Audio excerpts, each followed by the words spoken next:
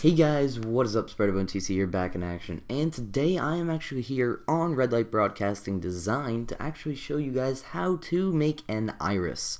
If you guys are wondering, an iris is a flower-like thingy, but it looks a lot better than a flower. So let's jump right into it. All what you have to do is get onto Adobe Illustrator or Paint, or probably anything that you can basically make a circle with. So all what you have to do for starters is go to File and New. This doesn't really matter if you're using a different program. Make your title, and then you want your width to be 6 inches and your height to be 6 inches as well, so you have a nice perfect square piece of paper. And now that once you're in here, you actually want to go to your Shapes tool, which is right here. Usually it is a rectangle, but mine is an ellipse, also known as a circle or an oval. And all you have to do is click on your artboard and set it for 1 inch wide and 4 inches high. So now that we have this, we actually want to make it centered somewhere. Oh, it actually was perfect. Oh, centered. Okay, perfect. And you want to clear the fill, and your stroke will actually be your first color. This iris actually holds 3 colors.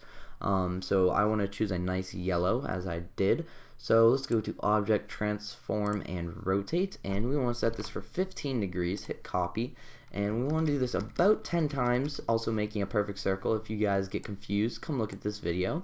And now that we have this, we want to go to Object, Transform, and Rotate yet again to 5 degrees, and hit copy. This is our second color, and I want a nice white, so let's go to the default and get rid of the fill.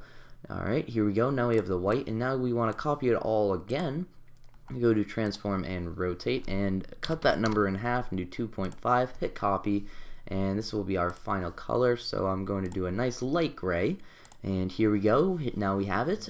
Since I chose a white line though, let's actually lock this into place and go to New Layer, hit OK, bring that down and go to our rectangle tool, and alright, fill up the entire page, go to default and switch them and get rid of the stroke, and boom, there you have it. Nice, wonderful iris. As you can see, it gets big holes, big holes, big holes, and there's actually a variety because there's 3 lines cutting into each one of them, which I really like. But another thing that we actually did in class was we went like this. We made a new circle, which was a 2x2. 2x2, there we go, and it was a dark, she called it a charcoal, I just call it a dark gray, and that was also in the center, and I think that looks great as well. We were also creating an eyeball. That might have been why we did it, but if somebody actually changed this to all reds and pinks, I feel like that would look a lot better with a white background, and change this to like a black maybe with a color like blue or green or something like that. That would look really, really cool.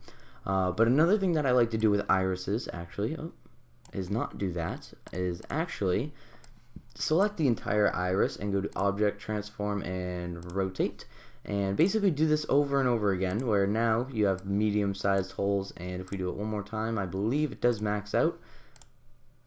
Yes, it does. Okay, now this is as far as you can go, because if you do it again, it will just overlap itself. And I really like this because there are all these little holes on the outside, but then as you go getting closer and closer, it actually gets really, really thin, and then it actually looks like a quilt right down in the center, which I think is amazing. I think that would look really, really cool in a YouTube background or anything basically, because it almost looks like a quilt just spinning. I don't know, it's kind of an optical illusion. But anyways, guys, I hope you have enjoyed. Please comment, rate, and subscribe. I am really hoping to do a lot more tutorials in Photoshop and Adobe Illustrator, simply because, well, I never really knew that much about Illustrator. I never heard of Illustrator before this class. But I knew a little bit about Photoshop, but I'm hoping in this class I'll actually learn more detailed stuff, and I'm hoping to do a lot more videos on this, because Illustrator not so much, but Photoshop is a very big thing in YouTube, very big and useful program. But anyways, guys, I hope you've enjoyed, and I will see you next time. Take care.